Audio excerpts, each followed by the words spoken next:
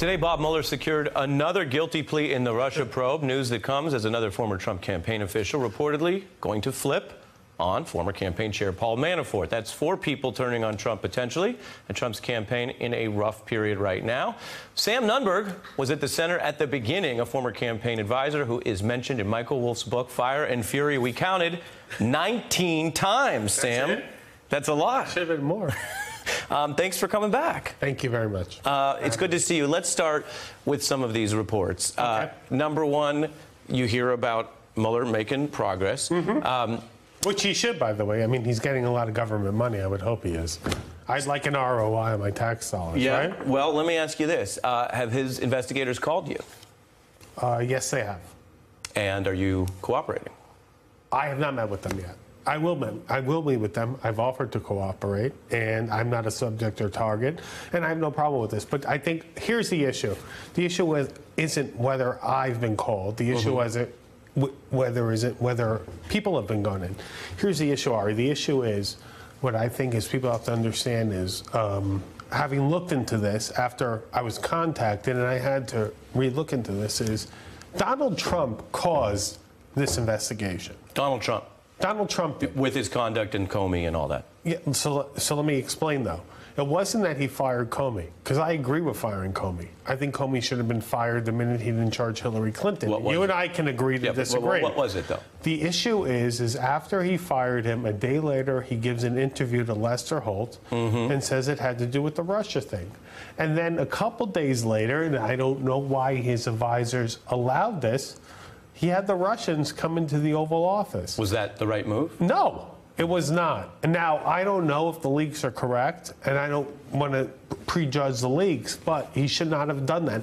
And I don't know whether it's Steve Bannon, who's a good friend of mine, or whoever else, or Jared Kushner, who's a moron, or you know Reince Priebus. You whatever. know these people. You're an insider. You've worked with them.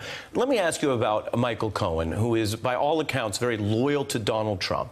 Let me read to you, for example, a New York Times report. Mr. Cohen's heading off of trouble involving Trump's history with women has accrued loyalty points, the ultimate currency with Trump. You look at that. You look at Mueller charging a lawyer today. Do you worry that in trying to I worry about Michael. That's all I want to say about it. I worry about Michael. Well, the question is, do you worry? Let me ask you. Let me ask you, and then let me ask you the question, and then you get to answer it. Do you worry that Michael Cohen, in his loyalty, could end up lying for Trump in a way that hurts him? I worry about Michael. I'm not going to say Michael's going to lie. I worry about Michael. Now, let me just tell you something, though. Whenever I hear from anybody else who calls me up and says, I've been screwed by Donald Trump, and there are a lot of people, and by the way, he's screwed a lot of people, okay? Whether or not and by the way, I'm a supporter of his, too, so that's a separate issue. Donald Trump, the personal guy, he screws everyone.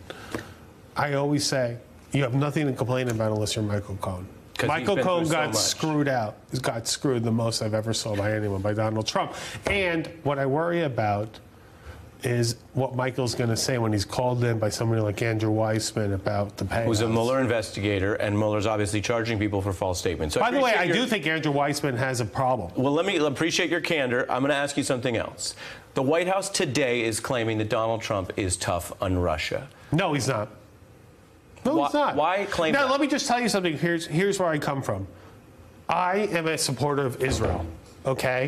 Whether or not people like it or not, you could say, oh, Sam Nunberg, oh, he's terrible, you know, he's just an Israeli. I'm a supporter of Israel. There's no bigger supporter or benefactor of Iran, the state of Iran. So excuse me, after Vladimir Putin, they're the #1 benefactor. So let me play for you. By the way, let me play for you, and then we'll go back and forth. His predecessor was worse. You know, I love it. You know, Obama was worse. I love it when you're here and we get to go back and forth. Okay, sure. On Russia, let me play you. No, Trump's talking. wrong. So let me play you talking about this on Russia and this whole issue of the relationship. Take a listen.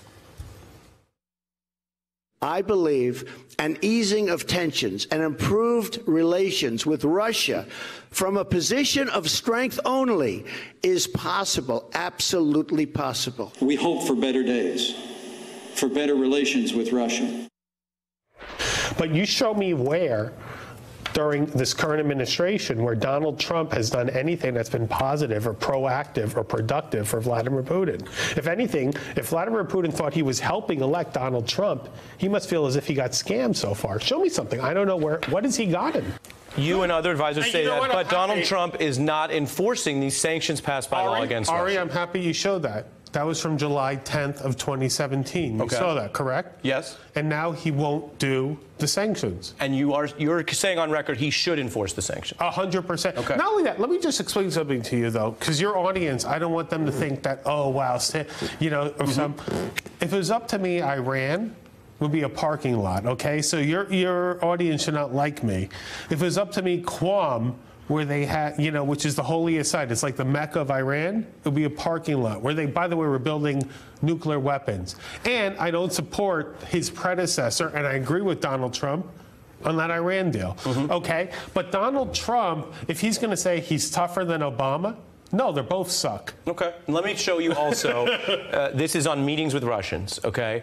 The campaign, I wonder about the defenses, and you've been around these people, which is what gives your view extra interest. The campaign went around saying there were no meetings. Take a look.